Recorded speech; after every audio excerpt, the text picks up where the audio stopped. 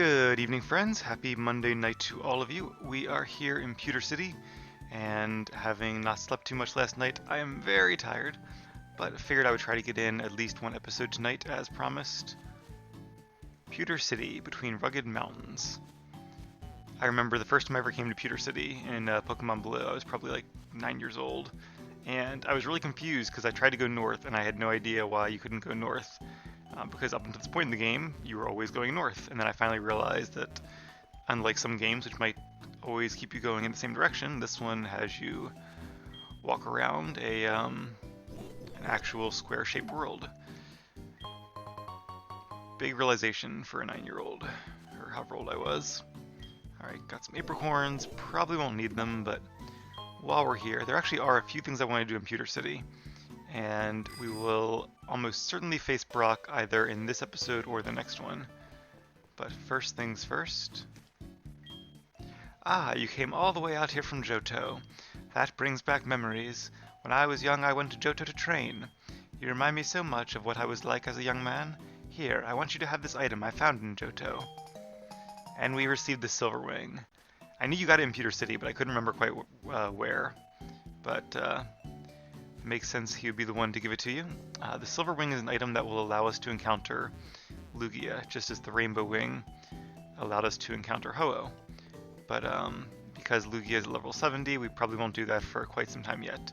That's the gym. Let me just check and see if there's anybody home.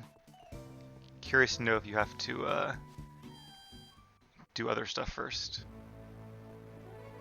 Nope, looks like there are people here, but we'll come back and do that either later in this episode or possibly in the next one. But while we're in town, let's check out the museum, one of the highlights of Pewter City. And apparently it's free in this game, that's nice. All the large specimens have been taken to the other museums for display. Oh, well that explains why admission is free. They say there were meteorites that struck near here.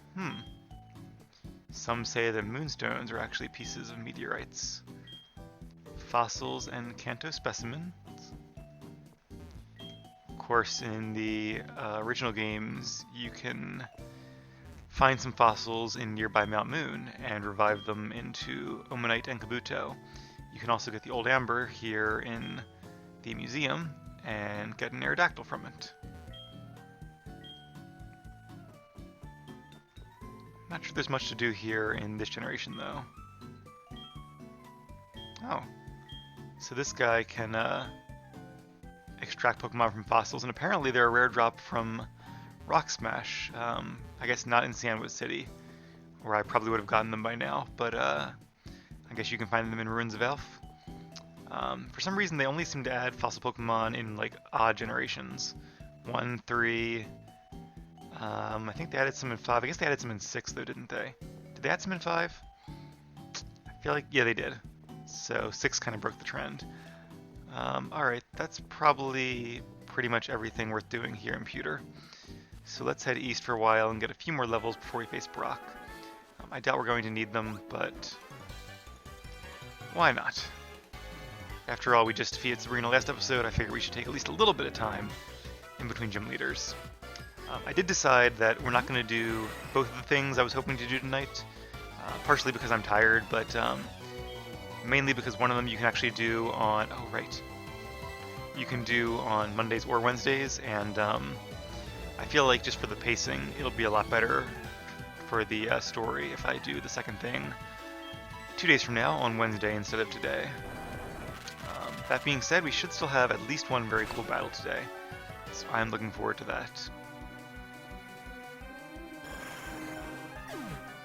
So as you might notice, we only have 4 moves. That is because off screen I did go to the mood deleter and delete cut to make room for Stone Edge, which I did buy. I double checked because I planned out this team 2 years ago or whenever it was, and I wasn't 100% sure that I gotten it right, but I think the best moveset for Heracross will include Stone Edge. There are some movesets where adding a Stone type move will increase your super effective coverage, less than adding a ground type move like Earthquake, but Heracross is not one of those Pokemon. And actually, when you think about the types that resist his stab attacks. Ooh, what's down here? This was not here in Generation 1. Pieces of a meteorite, pretty cool. Guess that's all there is here, though. Yep. Same text for each. I like that it says you've never seen a stone like this before, despite having just seen 3 others. Alright, double battle. Who is with us? Let's put Cherry up front. And here we go. Really, you want to battle us? You've got a lot of courage for someone so young. Alright, this should be fun. Always enjoy a good double battle. But yeah, when you think of the types that resist both of Heracross' stab attacks, bug and fighting, one type that might spring to mind, one is poison, which I guess is weak to ground, but another one is flying. And it seems like, just looking up the list of Pokemon, that let's use, I guess, close combat on Dugtrio and Earthquake. Earthquake will be super effective against Electabuzz, and it'll hit Dugtrio even if it digs, so seems like a good combo. And we're actually faster than Dugtrio, that's impressive. So most of the Pokemon that resist both of Heracross' stab attacks are weak to rock, or at least a decent portion of them are. And the ones that aren't are pretty much all neutral to it. Not quite a one-shot on each one either. I guess that 75% damage does make a difference. So yeah, I would say that Stone Edge is the way to go, and then I do have Night Slash for those rare ghost types. All in all, a pretty good moveset. Of course, we still need, what did he use? Discharge? I missed the move. Apparently something that also affects everybody on the field, but it's a pretty good combo since Dugtrio is immune to electric attacks. And we should be able to finish off Electabuzz with pretty much anything at this point. Let's use Body Slam, because it doesn't matter if Cherry is... Wow, Electabuzz is speed tied, I guess, because now it's going first. Oh, we're both paralyzed. Okay, there go all my Cherry Berries. And a crit, just for good measure. Doesn't matter too much, though. Oh, I'm paralyzed. That's right, so it wasn't a speed tie. I'm just not thinking straight, clearly. I was going to use Body Slam because it wouldn't matter if I got paralyzed from Electabuzz's statics. I'm already paralyzed, but yeah, I didn't really think that all the way through. Alright, let's use some healing items on Rod, because I do want to do a little bit more training with him before we switch out to Cherry or somebody else.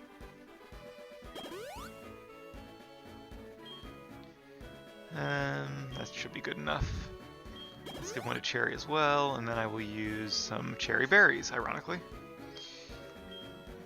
Just realized that now that they have the same name. Alright, different spelling though. Alright, so I did see one trainer up here. Going to face him just because, oh, 2 trainers in fact. Just because they should be pretty easy and some nice experience. Alright, Youngster Warren. So coming up, we do need to go back to Johto for a couple more loose ends. I do want to explore the Ruins of Alph, which is pretty cool. I keep forgetting to teach him Stone Edge. One of these days. Going to use Close Combat just because I'm pretty sure it'll be a one-shot, and I don't want to risk Rock 2 missing and getting hit by a flying attack, which could be a one-hit KO, even though Rod is so many levels higher. Barrow has a decent attack stat, and Rod is, of course, 4 times weak to flying.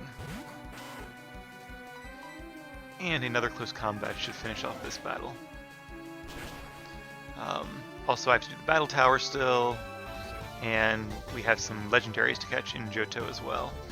So we will make one more big trip back before, probably before the 8th gym leader.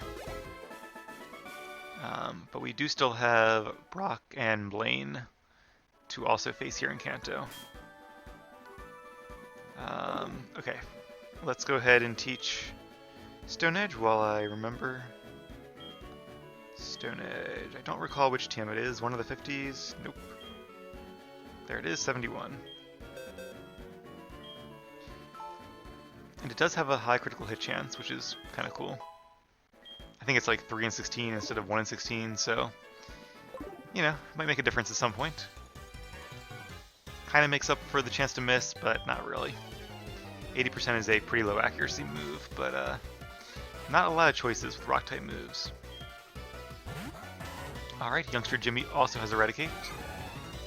Again, I wonder if these are like the same trainers you would face here in, say, Leaf Green.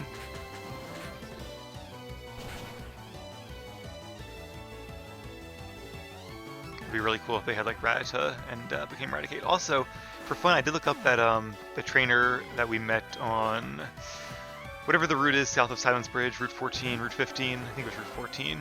He's a hiker, the one who wanted, does that say 6 or 8? Looks like it says 6, but I'm pretty sure, no, it's 8, okay. It's kind of misleading there. Let's use our brand new Stone Edge because it is super effective. You've already seen it on Crude, of course, but now 2 of our Pokemon know that very powerful move. So the hiker who wanted an Onix in his rematches does get an Onix, and it does evolve into Steelix and becomes his most powerful Pokemon. So that's a really cool story where they kind of related the flavor text to the guy's team. I really enjoy things like that. So in this case, it would be better to have Earthquake against a poison type, but we don't, so Stone Edge it is. I guess I could teach him Stone Edge and Earthquake. That would require a lot more grinding. Mud Bomb. I guess that's a ground type move. Not too familiar with that. But we did miss, and I'm pretty sure Close Combat will finish off Arbok, and we can always use Left Berry just to make sure we have a lot of PP left.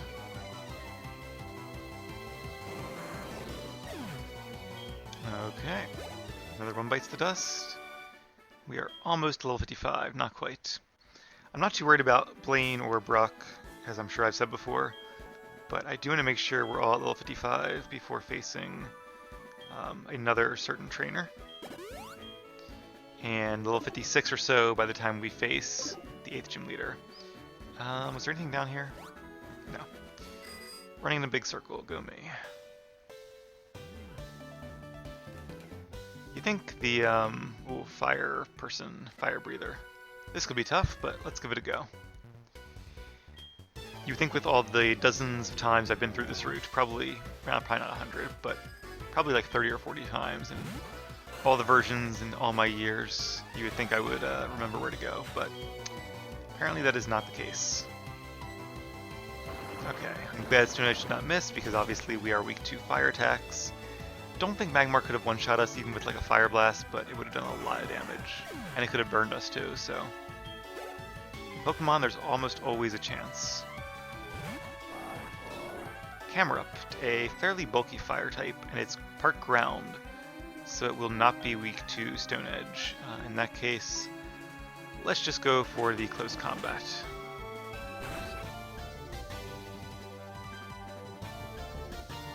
You'll have to ponder whether or not it's worth getting Earthquake. I guess against like ghost types I could still use Stone Edge, which would do a decent chunk of damage as long as it hits. And there are a lot more poison types than there are ghost types. Aha, and here we go. Heracross' signature move, Mega Horn. We are going to forget Rock Tomb, and that will probably complete Rod's moveset, unless I do decide to get Earthquake. Should probably make a note of that so I don't forget. And Weezing. So in this case, even if I had Earthquake, it wouldn't really help me. Weezing is a good matchup for Heracross because it resists both Close Combat and Mega Horn, and is not weak to our other typical coverage moves. So, in fact, I'm pretty sure Heracross cannot learn anything that is super effective against a levitating Weezing. So Stone Edge it is. Double hit is a normal type attack. It won't do too much damage. And let's use Mega Horn just to see it. 120 base power, 85% accuracy. I don't think there's any secondary effect, but with that much power, there really doesn't need to be. It's kind of like the physical bug version of Fire Blast, except no burn chance. What's up, Erwin? Joe, I heard you're kicking up a mighty ruckus in Kanto. What a glorious rampage. Alright, I guess word spreads fast. But now that Rod is level 55, let's go ahead and switch him out for... How about Leah? Leah is surprisingly our lowest level Pokemon, despite having arrived in Kanto a number of level higher than the rest of our team.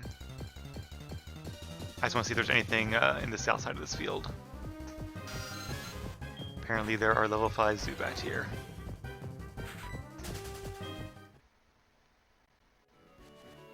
Alright, there is something, so let me use a repel.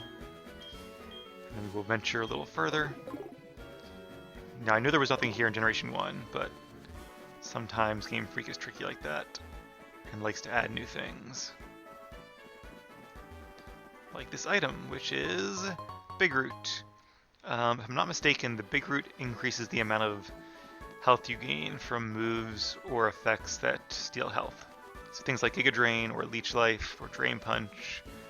I think they also work on like Ingrain and Leech Seed, but don't quote me on that.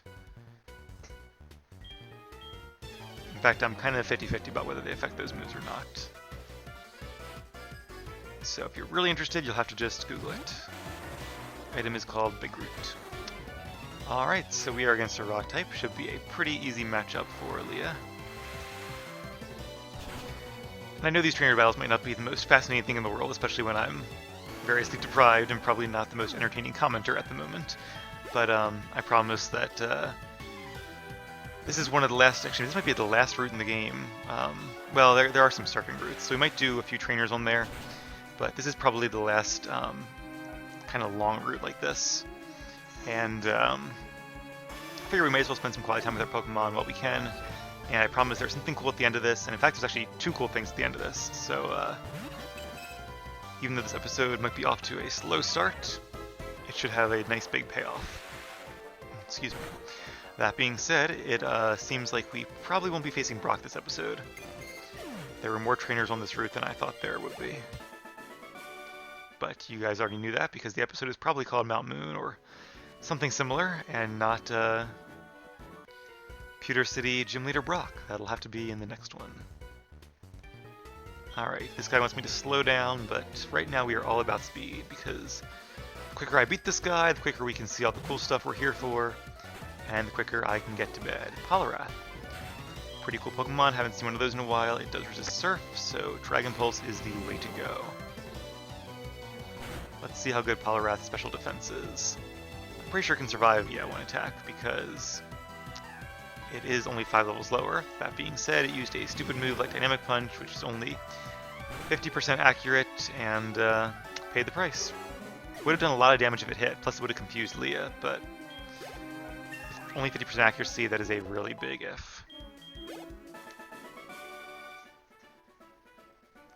Looks like, sorry, I looked away from the screen for 1 second and missed his text.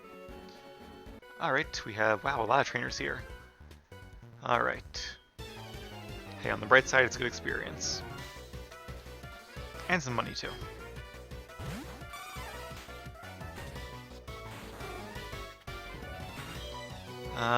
Not sure if I should be using Rain Dance. I wouldn't guess that any of his Pokemon are stronger than mine, but we'll see. Not stronger, faster. Hopefully not stronger or faster.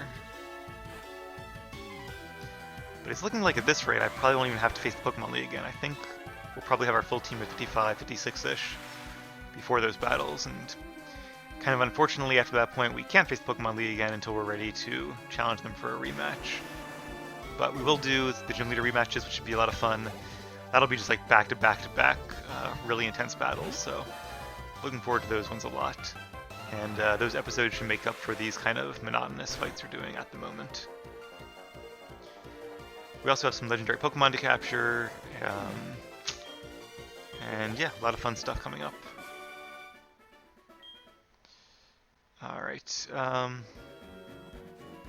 you know what, in the interest of time, let me just try to skip these guys. We'll see if we can or not. Nope, not that guy. So I'll come back and battle him. I might end up doing it inadvertently on the way back if I don't forget, but time will tell. I'm not sure if there are any trainers in Mount Moon or not.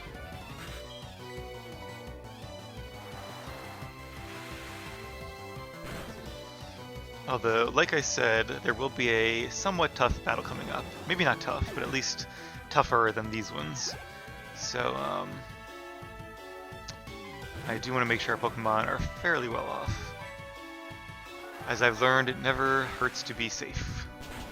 Mainly from that one executive battle where I was not prepared at all, didn't heal my Pokemon all the way, didn't have my full team, and almost lost for it.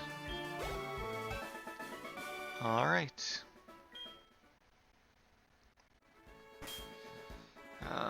Let's see, is there anybody who could use a freshwater? Freshwater, get your freshwater. Rod will take one. And let me just use a citrus berry. You know what, there's a Pokemon Center right there, isn't there? Well, I really do need to get to sleep. There is. Okay, well, because we've already, well, I wasn't going to go in just to heal, but there might be like that Magikarp salesman. No, apparently not. And since we're in here, let's heal. Total waste of Mystic Water and a citrus berry, but it's not like we don't have plenty more. Alright, thank you, Nurse Joy. Appreciate being all healed up. Shame you can't buy Magikarp here, but oh well. Many trainers are visiting the mountain. Don't forget to save, she says, or make a record of your progress. He remembers when there was nothing here, now there's a Pokemon Center, and that's still kind of it. It'd be cool if there was like a Pokemon Center and like a house or two between generations, like if there was a whole city springing up by Mount Moon. But nope. Just the Pokemon Center, which was built before the first game. And look who it is, right here at the entrance to the cave. He may or may not be the only trainer here, not sure. Hey Joe, you're in Kanto too? Some of the trainers here are tough, which makes it easy to train my Pokemon. Joe, I know that you are strong, but I can't help but challenge you. Good, looking forward to it. You guys probably guessed that we would be facing our rival here, and there's a good chance you already knew that from playing the game yourself, but in case you didn't, I figured I would make it a surprise. 46. His Pokemon are actually not that high level. I wouldn't be surprised if this ends up being really easy. I was hoping they would be like low 50s. Maybe not quite Gym Leader level, but close to it. So this might not be quite as fun as I was hoping, but like I said, even if it's not a tough battle, it'll at least be a little more interesting than the regular trainers we've been facing. Once we defeat Owen here, I will use a Max Repel, and then we will speed through Mount Moon as we go towards the second interesting thing.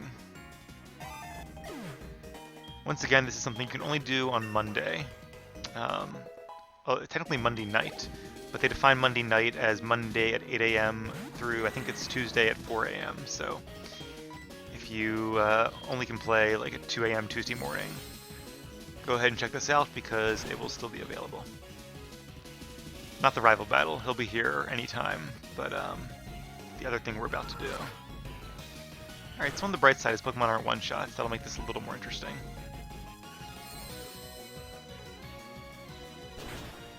And there goes Golbat, still not a Crobat yet. Guess he hasn't really learned to love his Pokemon, at least not enough to evolve Golbat into Crobat. Okay, Alakazam. Alakazam might be faster, but let's go for it. It was, and it used Disable, which will affect my last used move, in this case Ice Beam. Not sure why Alakazam would use Disable there, when it could use like Psychic or a much better move. Light Screen maybe. Seems like Sabrina's a much smarter trainer than Owen is. See, Alakazam could have gotten off 2 Psychics instead of just 1. As it is, Leah is fairly bulky, has a decent special defense stat, and was able to survive. Alright, we are in the red though, so if he has any more fast Pokemon, or bulky Pokemon, this could be bad. Magneton is not pretty fast, I think it has like base 70 speed. It does have a very high special attack stat, like Espeon levels of special attack. Most people don't think of Magneton as being that powerful, but it actually is surprisingly good. So I think he just has Gengar in his starter. Now Gengar is very fast, just like Alakazam. So let's see if it goes first.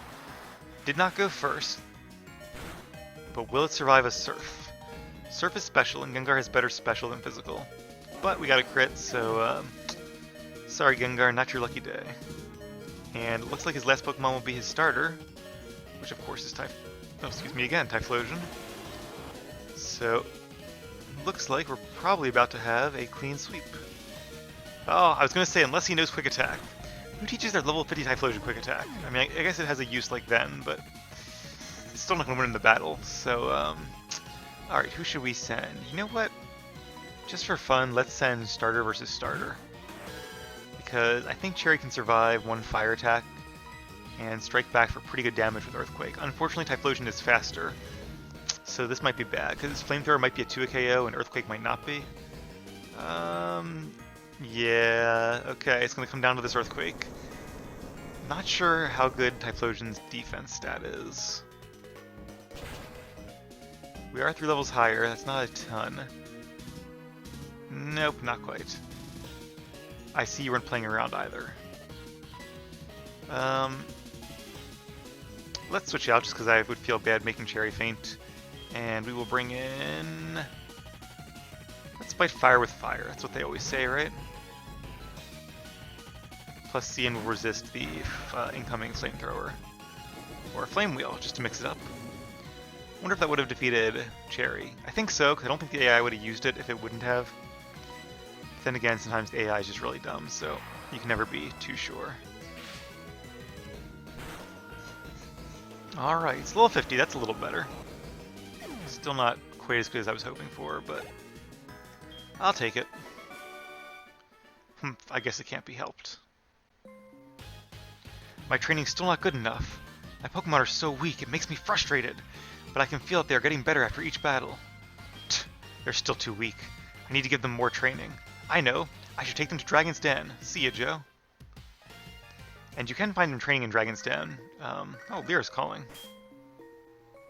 Hello, it's Lyra. Good evening. You know, Route 26 is so full of natural beauty, I bet it's a really wonderful place for Pokemon. But it's also a road leading to the Pokemon League, so it probably makes them nervous too. I think the Pokemon probably aren't even aware of what they're so close to. And why would they be? I mean, nothing's going to happen bad. I think it's probably more nerve-wracking for trainers than it is for the wild Pokemon. Alright, let's switch out Olive to the front, and we will use a Max Repel.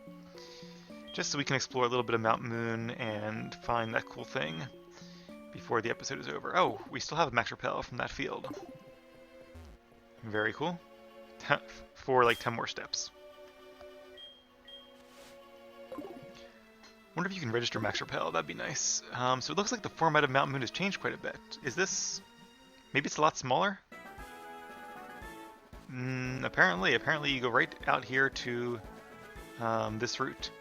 And just making sure I can go back, I can. So there are some trainers here we can face. Just kind of showing this off on screen. Quite a few trainers. I'll probably do that off camera though.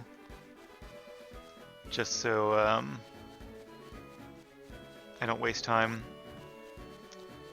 But before we end this episode, let me head back here, trying to avoid that picnicker. Whoops, that was not what I meant to do. And that was a total waste of a repel. Luckily we have plenty more.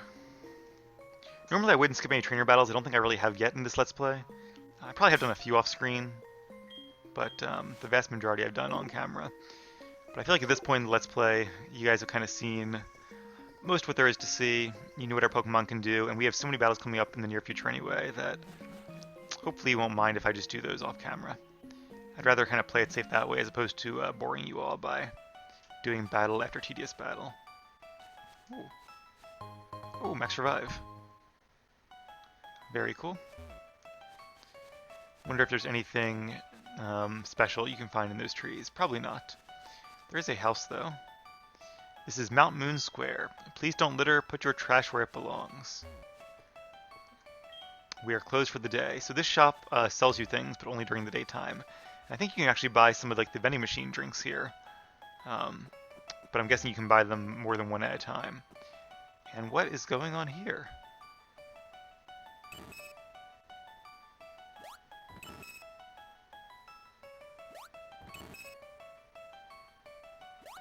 Reminds me of the Kimono Girls. Uh-oh, we've been spotted! Oh no! And the Clefairy scatter. That was cool though, we got to see their Monday night moon dance. And this one dropped something. A moonstone, very appropriate. Alright, so that's a cool little ritual you can do only on Monday nights, or Monday nights, Tuesday mornings technically. Figured since we were here and it was about Monday, I would time that so that we could see that. We have a max repel going, don't we? Well, you know what? Let's go ahead and do some fishing. I'm just curious if there's anything like cool here, because I didn't really look it up. Where are you? Let's use the super rod. It might be one of those areas where you just can't find anything, like Misty's gym. Nope, I was wrong. I would think being such a small pond too, there wouldn't be much room for things to thrive in here, but I guess Magikarp is a small fish in a small pond, or maybe the pond is like connected to a subterranean waterway. Those are always really cool if you ever saw them like online. It's amazing what nature can carve. Like the largest cave in the world is flooded with water. I think it's in South America, and it's just like miles and miles of flooded tunnels. That'd be so cool to see, but also of course very dangerous. All right, so for catching Magikarp by fishing rod, there's probably not anything great in there by surf either. Anything over there? Nope. I think that was probably it. I got excited because I thought I found another item, but just repel wearing off.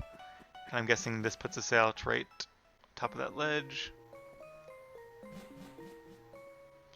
Yeah, so I don't know what kind of seismic shift there was, but Mount Moon is much smaller than it was before. A lot less fun too. But that's okay, there are plenty of trainers around here for me to face and train up with, so I will do that off screen, and when we come back, it'll be time to face, I guess, our 6th gym leader here in the Kanto region, Brock. Should be a lot of fun. Hope to see you guys then. In the meantime, I am going to get some sleep, so good night, and I will see you all tomorrow.